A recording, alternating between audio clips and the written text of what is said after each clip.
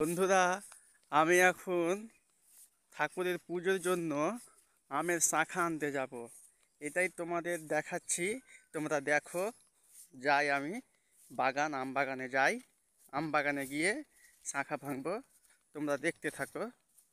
আমি এগিয়ে যাচ্ছি, দেখো আমি এগিয়ে যাচ্ছি। আর যারা যারা তো মানে গ্রামে থাকো সবই তো জানো গ্রামের পরিবেশটা কেমন। আর যারা যারা গ্রামের বাইরে থাকো তারা জানো না, তারা দেখে নাও গ্রামটা কত সুন্দর। কি সুন্দর হয়েছে গ্রাম, দেখতেই কত ভালো। চারিদিকে পাট, তার মধ্যে আম গাছ। আমি আম গাছের দিকেই যাচ্ছি, তোমরা দেখতে থাকো। আমি দেখাচ্ছি তোমাদের, আমি আমের শাখা ভাঙবো, সেটাই তোমাদের দেখাবো। তোমরা দেখো পাটের জমিগুলো কি সুন্দর না, পাটগুলো কত বড় বড় হয়ে গেছে। দেখো কত পাটের জমি, কত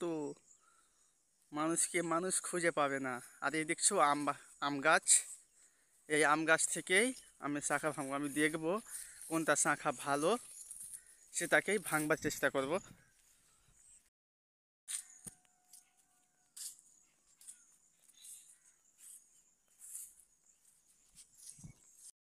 দেখো বন্ধুরা, আমি আমের গাছের তল চলে এসেছি এবং আমের শাখা দেখে কোনটা ভালো ভাঙবো। এইটা দেখো, এটা কত সুন্দর।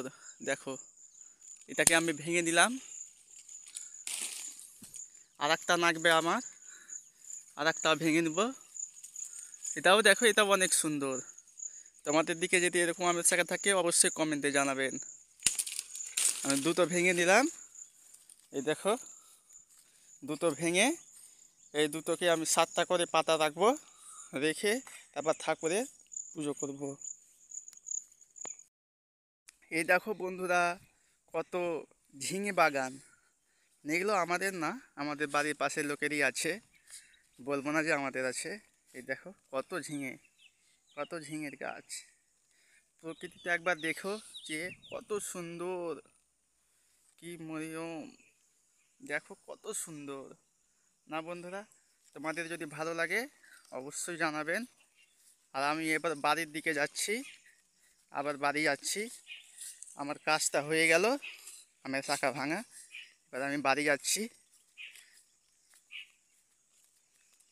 আমি ধীরে ধীরে হাঁটছি, দেখো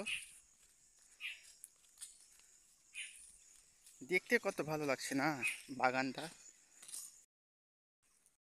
তো আমি বাড়ি চলে এলাম, আর বাড়ি পৌঁছে যাব। এখানে আমি ভিডিওটা শেষ করলাম।